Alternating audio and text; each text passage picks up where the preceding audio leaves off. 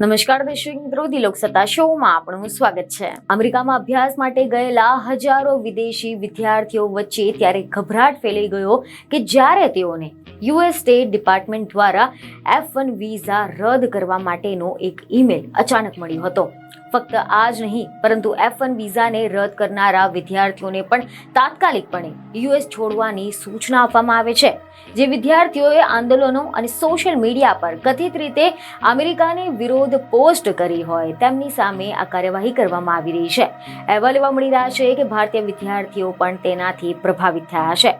Visa રદ કરવા માટે AI આધારિત એપ્લિકેશન કેચ એન્ડ રિવોકનો ઉપયોગ થઈ રહ્યો છે। જી હા, સમાચાર એવા મળી રહ્યા છે કે હાલ તો અમેરિકામાં કેચ એન્ડ રિવોક કાર્યક્રમ ચાલી રહ્યો છે, જેના હેઠળ હમાસ તરફે વિદેશી વિદ્યાર્થીઓની અટકાયત કરવામાં આવી રહી છે। તેમના વિદ્યાર્થી વિઝા રદ કરવામાં આવી રહ્યા છે અને પછી તેમને દેશ નિકાલ કરવામાં આવી રહ્યા છે। કોલેજોને પ્રવેશ આપતા અટકાવવાનો હાલનો આ પ્રસ્તાવ પણ આ કાર્યક્રમનું જ એક પરિણામ છે। કેચ એન્ડ રિવોક કાર્યક્રમનું નેતૃત્વ સેક્રેટરી ઓફ સ્ટેટ માર્કો રૂબિયો દ્વારા કરવામાં આવી રહ્યું છે। પેલેસ્ટાઇનને સમર્થન આપતા વિદ્યાર્થીઓને નિશાન બનાવવામાં આવ્યા હોવાના અહેવાલો સામે આવ્યા છે, જ્યારે 3 અઠવાડિયામાં 300થી વધુ વિદ્યાર્થીઓના વિઝા પણ રદ કરવામાં આવ્યા છે।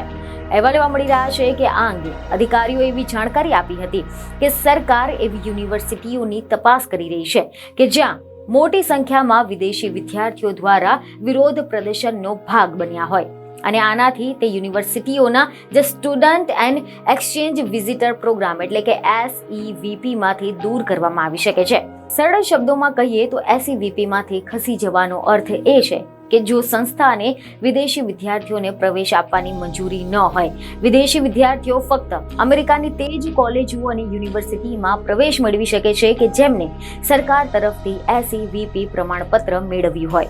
બીજને ખબરો સાથે ફરી મળીશું। ધન્યવાદ।